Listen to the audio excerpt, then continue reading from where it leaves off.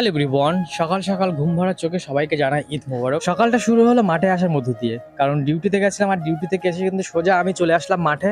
কারণ আমাদের অনেক জমিতে কিন্তু কাঁকরোল রয়েছে আর কাঁকরোলের কিন্তু এখন ভালোই ফুল ফুটছে।